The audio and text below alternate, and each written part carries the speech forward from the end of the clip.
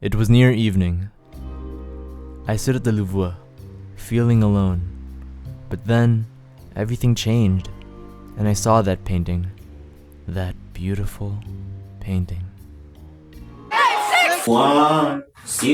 I love the Deltarune community. Said no one ever, but honestly, this community and UTDR as a whole is much better compared to other fandoms. It's not like the Five Nights at Freddy's fandom where you get this every month, or the Friday Night Funkin' fandom where you get this every second. Some members of the Deltarune community are freaking cool and epic. Chris, non-binary.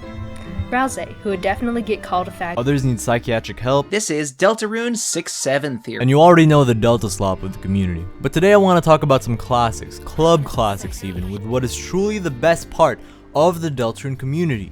The ones who don't talk as much. Deltarune Artists just hit so much different, and I don't mean to demean Undertale artists, but I didn't get into UTDR during the Undertale era. I got into it on Chapter 2's release, and I feel like I'm the perfect target demographic for this game. The tone, colors, and vibe of Deltarune are just so much grungier and grittier compared to Undertale. Even the evil route feels more realistic, because instead of just killing everybody, you're like actively manipulating someone, but even with that route in the game, Deltarune still feels like it's filled with so much hope.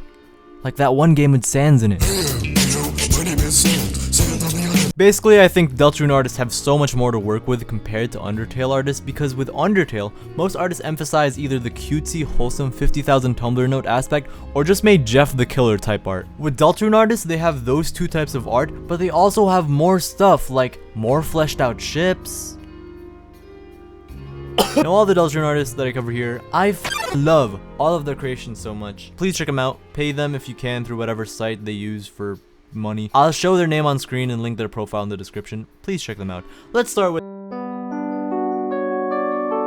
Okay, seriously, if I didn't discover this artist like a month before Deltarune Chapter 3 and 4 released, I would not be here. Not like dead or something, just like not have created my channel at all. I know, right? Crazy. Which totally not slop shorts will the Deltarune community watch now? But anyway, it was these 3 comics by Goomyloid on r/Deltarune that made me interested in this game again. That's actually the best thing that ever came out of Reddit. Ever. Anyway, this Deltarune Angel Demon AU by Goomyloid just not reeks, not smells, but has the pure scent of angst. Krissy has always been and may always be my favorite ship, but this comic got Krissy, a ship that I've never even been interested in before, to be my number 2. The colors, the outfits, the expressions, the writing are all beautifully, professionally, emotionally well f***ing done. I love these minimalist panels that say so much with no dialogue or anything. It's like when the mind flashes a burst of energetic visions to your eyes and you see just pure,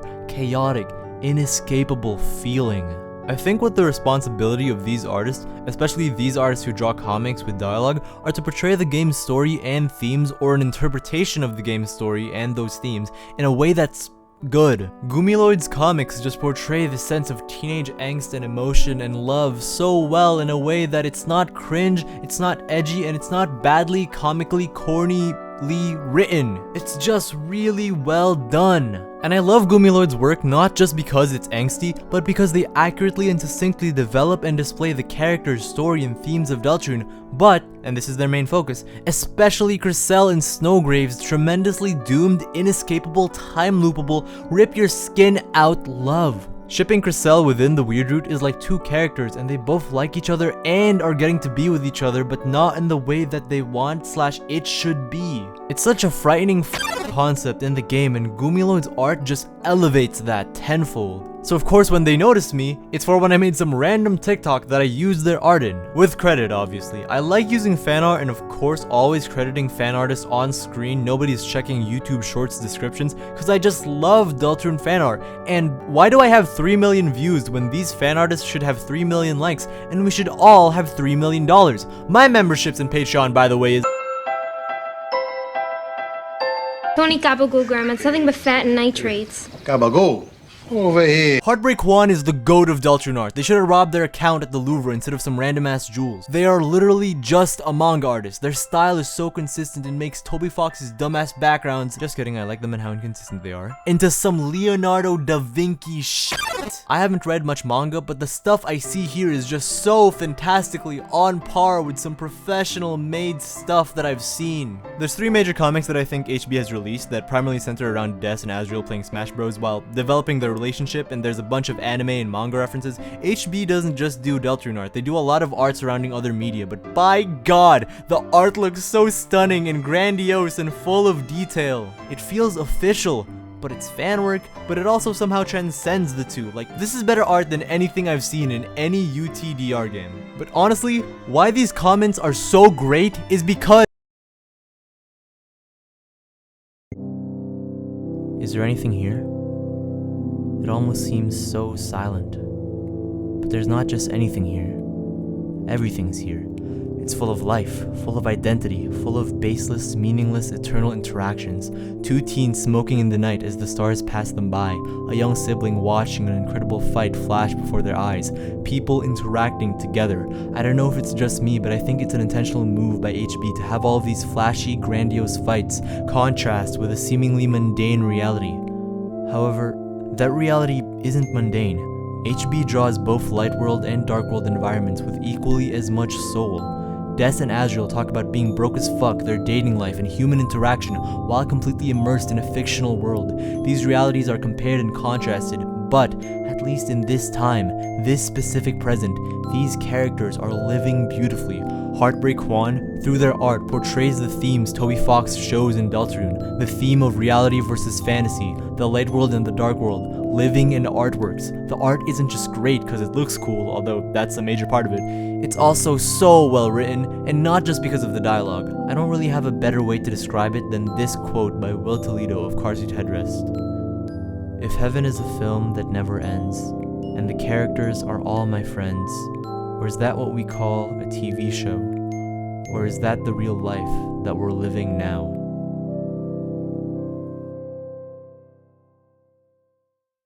But actually I hate this artist because they've only drawn my goat Ralsei thrice. Qwizibo. I hope that's how you pronounce it. You know, I think, what's that one guy? Oh yeah, Jesus. He was right about helping the poor, because why does this have 60 likes? Qwizibo and most of the artists I'm talking about here don't just do Deltarune art, they do a whole lot of stuff. This person specializes in art of the qualities of anthropomorphic animals. They've drawn angst shipping this for some reason. This Ralsei comic with I bet on losing dogs in the background. Oh my god. Qwizibo perfectly captures both Ralsei's character and the tone that Mitsuki song goes for so damn perfectly. I don't know how. This art of Deltarune Ship Wars represented through the characters is beautiful. I'm like Susie for real. I like how weirdly in character the outfits are. And Carol headlining Crissy like an election. Yeah, I'd vote in that. This Ralsei Festival comic. Yo! The dialogue. Ralsei's coming out here like Ivan from Alien Stage. Thank you for being the victim of my shallow, selfish emotions. Oh, come on! Goomyloid, their angst is very emphasized without being too serious or corny. I really just love their art style and the way they draw the characters. And hardcore Ralsei fan and Weirdwood fan is what we need during these trying times. Togore Fanart. You know the phrase Rome wasn't built in a day?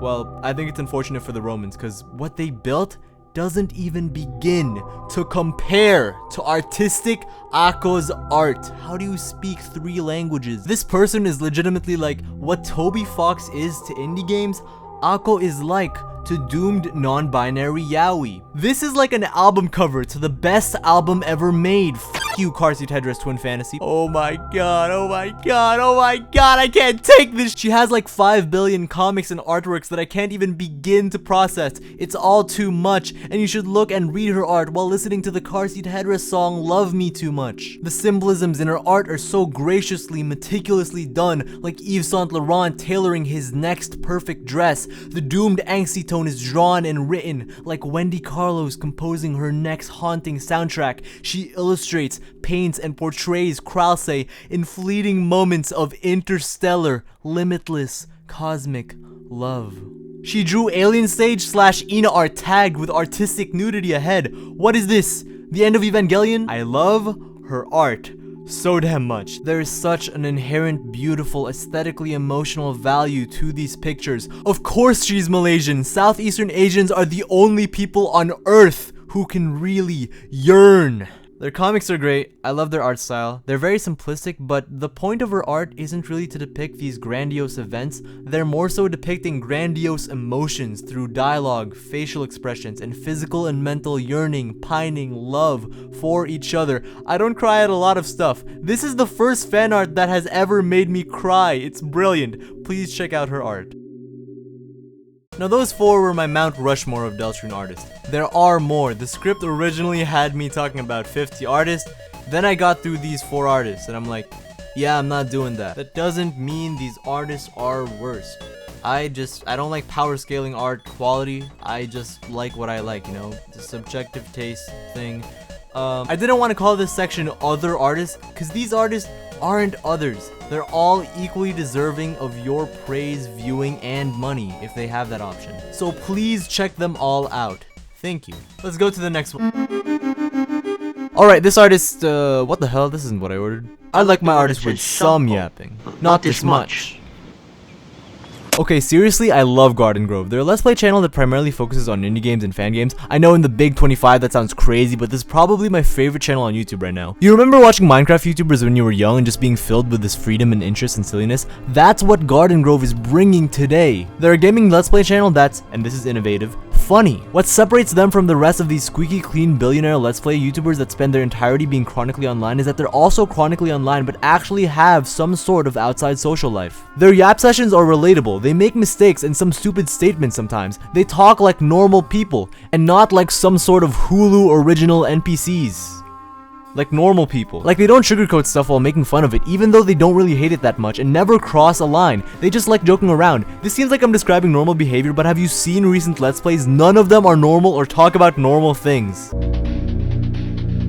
Watching Garden Grove Let's Plays is like watching popular MMOs' Minecraft mod Let's Plays when I was like 8. It's like a literal Ratatouille Anton Ego flashback when I watch them. They sometimes feel like the only great Let's Play channel left, probably because they are. It's probably also because of their amazing voice acting / impressions / sillies, 2000s to modern day brain rot references, and the fact that they're like around the same age as me probably, so I get all the references. The random side conversations they have are like conversations I've had with my friends in the car or on a call or whatever. They truly feel like classic old school YouTube because it feels like they're genuinely doing this for fun and acting like a slightly exaggerated version of themselves, rather than an extremely modified version of themselves for the YouTube algorithm. Garden Grove is absolute cinema.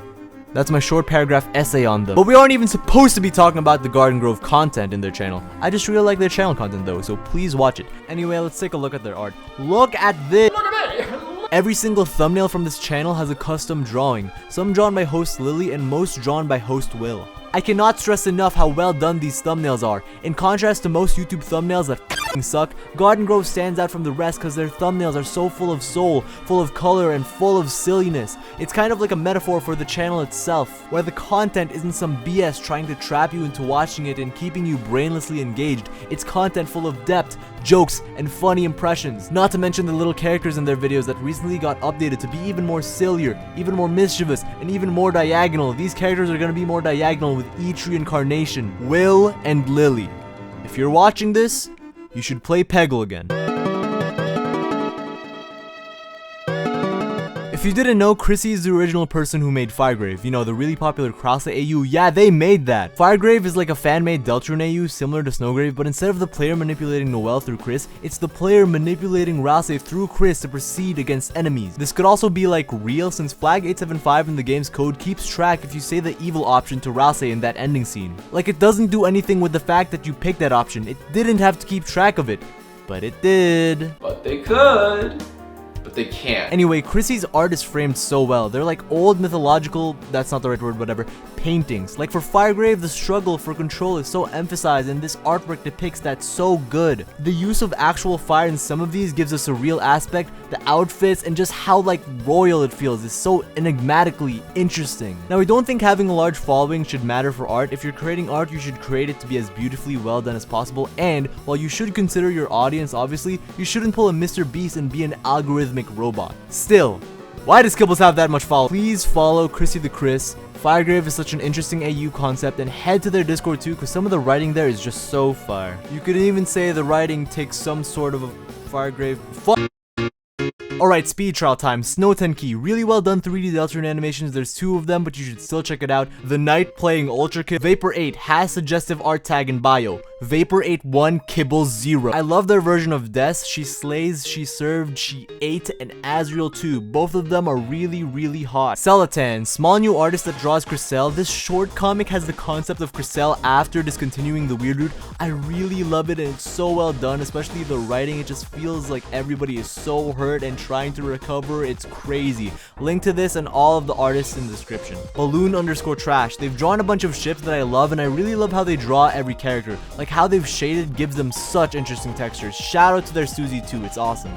Damien fully reversed. Their version of Ralsei is very different but very charming to me. I don't know. It's really cute and for some reason feels like it's from like early chapter 2 era. Like the dialogue and humor just kind of radiate that, and I scrolled all the way down to their post, and yeah, they've been active since around 2022, and seeing their artist evolution is just so fascinating. Telecat 04. The way they draw these characters and the color scheme is really different and interesting, but they draw them all through meme formats for some reason. Sully Express. Look at their banner. I really like the watercolory crayon-like texture they have in their art. Whirlpool. This artist's style is uncommon and it's all the more greater for it because they depict the darker parts of Deltarune so well. Look at these works, these shadows, these details. These moments in Deltarune are so different and uncanny. It's awesome. They don't fit into Deltarune, and this art doesn't fit into what most Deltarune art is like, but the fact that it's different is why it's so great.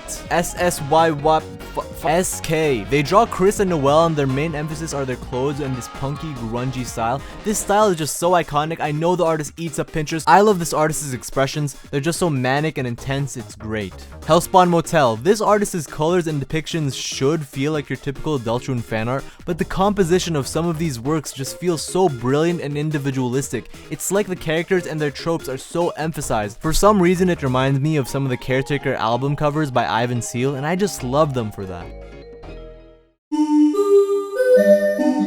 Now, Aamakuruu and T_REXPEL aren't really related, but I'm just noting these two because I remember seeing them so much during the Chapter 2 era of Deltarune, specifically the Krause section of Deltarune. Yes, I have bias, and we'll keep talking about the ship I love, okay? I know it's surprising with all the pirate cynicals out there who talk about stuff they don't give a shit about, but you know, normal people talk about what they like. Anyhow, Aamakuruu's art style is so soft, like I have no other words for it. It's just relentless, pillowy comfort. I love their depiction of Ralsei they've done for years at this point, and they've been a classic Krause shipper that hasn't said much statements because the statements are in the art itself.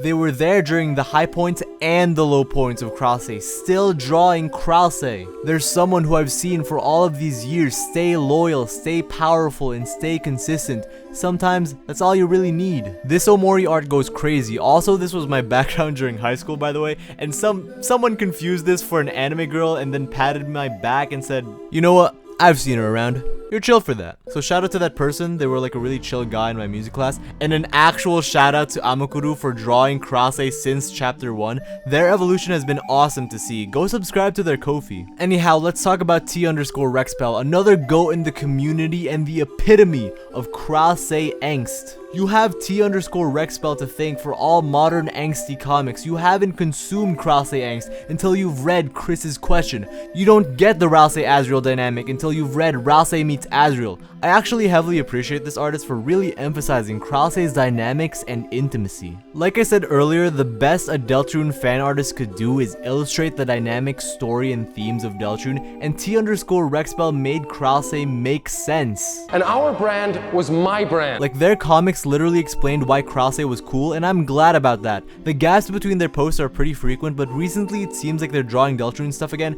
and I will be there when they post again. I have followed these artists for years and will continue following them as they evolve.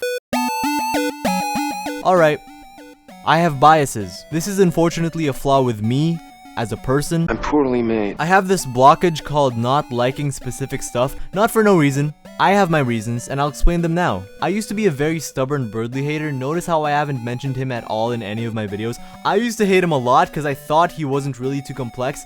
That was like 10% of the reason. 90% was this guy that I hated in my classes. Really loved and kinned this guy. Here's the problem. Birdly's actually a very considerate person whose flaws with interactions and hiding his emotions are really relatable, honestly, and the attention/loneliness dynamic he has is fascinating. Birdly's both a good character and a good guy. The person I knew who liked Birdly, was not. They said they'd improve.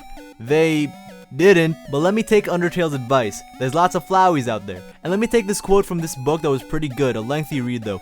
The Bible. The devil disguises himself as an angel of light. So the devil is that guy from my class, and the and the angel's Birdly. Anyhow, Birdly rant aside, I don't know why, but I still don't like Curdly. I like Birdsay more than Curdly. The dynamic is more interesting to me. And I get the dynamic of Curdly too, right? They play games together. We've seen them act in genuine ways towards him. It makes sense.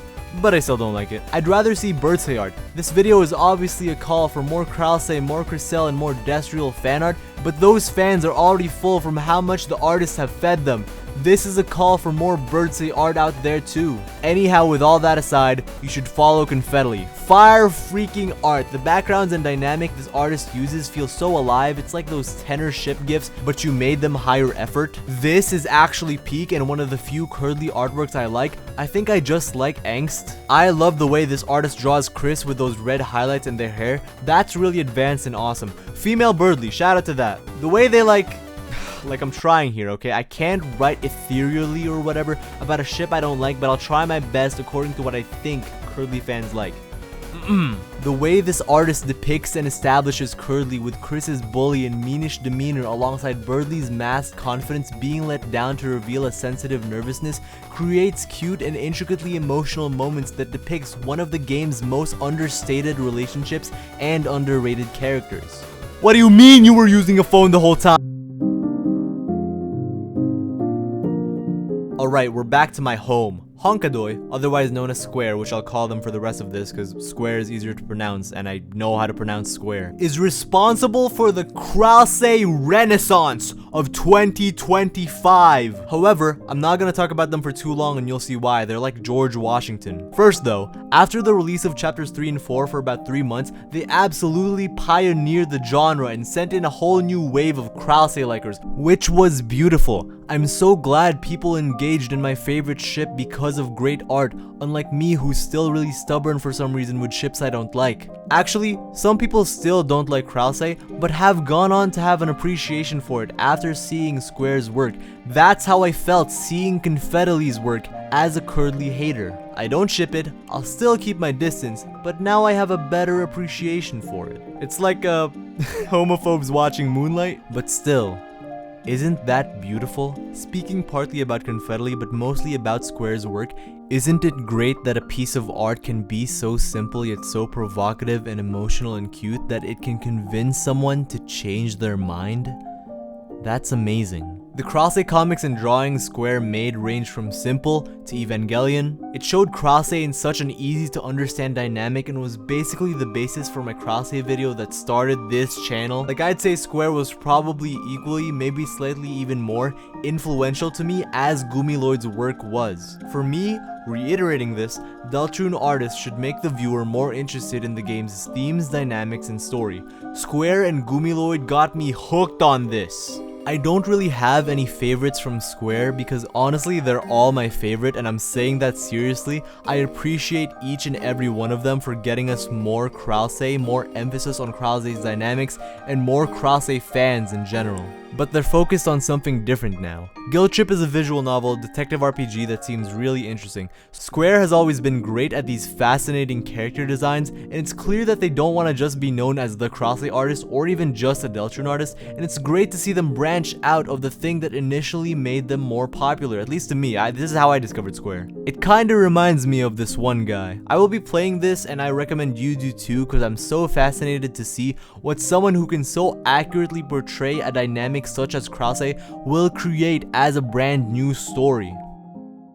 Call me Elliot Smith, cause we're doing speed trials again. Robosuta, I really love how weird they draw Chris, and bro, this Noelle and Chris art is so goddamn beautiful. Simon Squared, artists who include interesting grain, textures, and backgrounds in their art always seem to elevate the emotion so much, and Simon Squared's depictions of the characters always portray them in such an imposing and magnificent aura. Fat Ral, Robablo, their color palettes always seem so simplistic, like I don't know much about drawing at all, but like their art art style doesn't seem to emphasize deep shading, but the colors of the characters themselves just pop out so much, and each situation they have, no matter how dark, are always displayed in an art style that emphasizes their cuteness, and I like that. Tulpa Pear. This artist depicted this Toriel and Suzy interaction really well, and I love how they did it. The hand-drawn, busy style this artist goes for is so unique that Deltarune fans that draw like this would hate it. It's a classic. Woolpen. The insanely eclectic use of color by this artist is used to depict both popular and understated scenes in Deltarune and Undertale.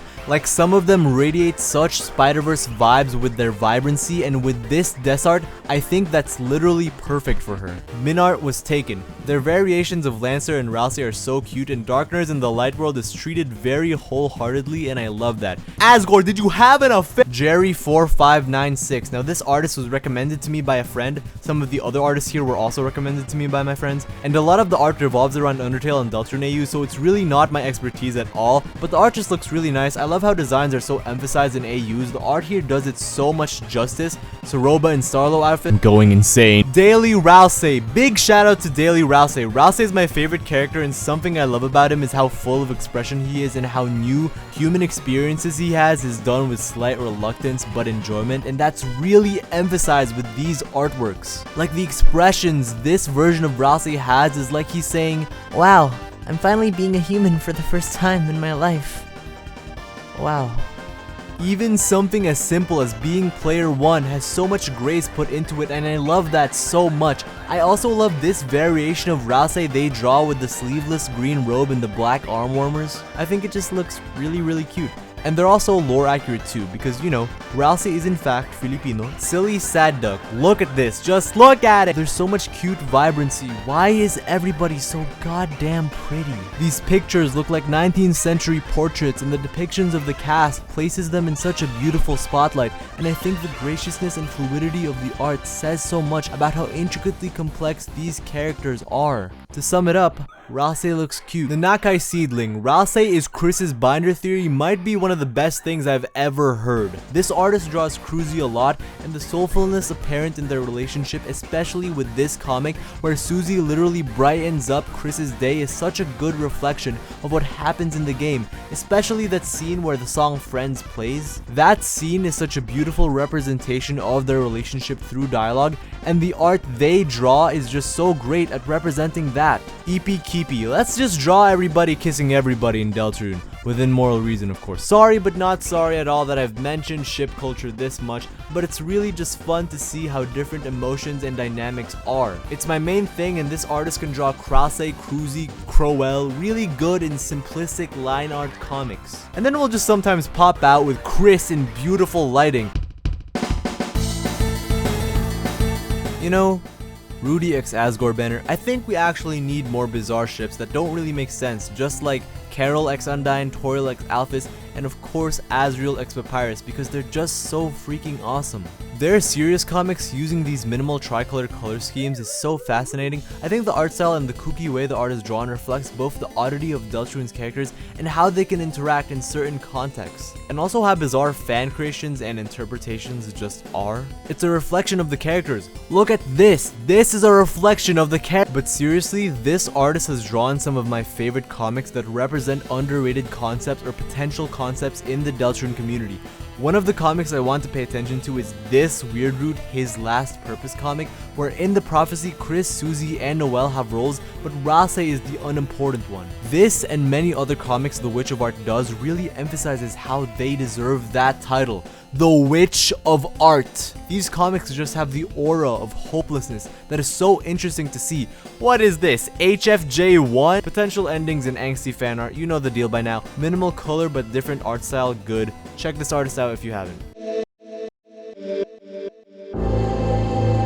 Now, I've discussed how fan art is meant to emphasize the game's story, themes, and characters, or an interpretation of the story, themes, and characters, and I've discussed how they should depict crazy fan interpretations outside of that canon, but I haven't discussed when a fan element, such as a character, is added inside of that canon to make it appear real, to make that fan character appear real. This intricate, complex interaction I'm talking about is, of course, Togore Comics. Miggs is an amazing artist, and recently in the Deltarune community, they've gotten fame for their Togore Dreamer comics. Chapstick, Dark World Rotzi, the creator of Chester Holiday, and Togore Central's popularization absolutely catapulted this fan character into stardom because it's super silly and awesome. But of course, like Deltarune, there's always gotta be something more. Miggs Togore comics are so freaking good because Togore is autistic. I love Togore comics because the way Togore interacts and talks with the characters is like Togore just being a normal person who happens to be autistic. They have hyperfixations, interactions, they get tired, they grow up. Slightly different, of course, you see how Toriel teaches him the intricacies of social interaction, which I love, and they're a friend to the characters. I have never seen a fan character inserted into the canon so naturally, like they've always been there. It's like Dolly Dimpley from Smiling Friends. These Togore comics feel both representative of Deltarune and a canon that's parallel to Deltarune, like how Deltarune is parallel to Undertale. This universe seems so alive, and I love the complicated feelings of every character. Both Togore and Chester appear in their comics, and I love how they're both as complicated and fleshed out as other characters such as Chris and Noelle. It really shows how a Deltarune artist doesn't just have the ability to transform what you think about the game, but they also have the ability to transform the game, transform the story itself, and how you view it. These characters serve purposes to the story beyond canon. Speaking of beyond canon, Homestuck. I've never read it, I've only seen the pilot, I know, kill me now, but I have read this one Andrew Hussey interview where Hussey says, "I have the least strict for judging fan work possible. I don't think they need to adhere to much about the source at all. They can stay very close or drift so far away as to be almost unrecognizable. Essentially, I view every fan work as being in constructive conversation with the source material, or more specifically, a critique of it. Even fan works coming from a great fondness for the source reads as a form of critique to me, as long as you accept that critiques can also be very positive." I think that's what I feel with these Togore comics. They're in conversation with Deltarune and the community, just like how Deltarune is in communication with Undertale, and like how all of these games are communicating with the viewer. These works are alive, and they're speaking to you. They're speaking to you right now.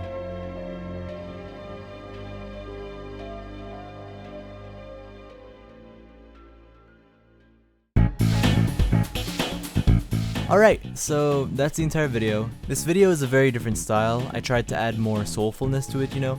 As you could tell, I'm very critical of slop content. No hate at all to the creators, they're probably good people just trying to make a living. I mean, I freaking post shorts, but I really think content, both analysis and theories, that is 80% summarizing game events or things we would already know if we played it, is very lazy and worthy of criticism. Not enough people are talking about what happens in chapters 3 and 4 and are already going insane or hyper-focusing on specific lines when we need to still do some literary analysis and make more sensible theories instead of absolute slop. Like, what does Greenster even prove? Greenster doesn't prove or lead to anything. It's nothing, you know. Gasher's green, like big prize. We know that now. With this video, I tried very hard not to just say this art is good, because I think these artists deserve more credit than that, and I really tried hard to do analysis of their art and how it connects to the game and the community. I might make a part 2 because I did leave out so much artists, and again, if your work wasn't featured here, it's not because I hate you. I probably really liked your art, maybe I included you. I just think that that would have legitimately been too many artists for a video. Who knows, you might be featured in part 2. I scour for some of these artists, okay?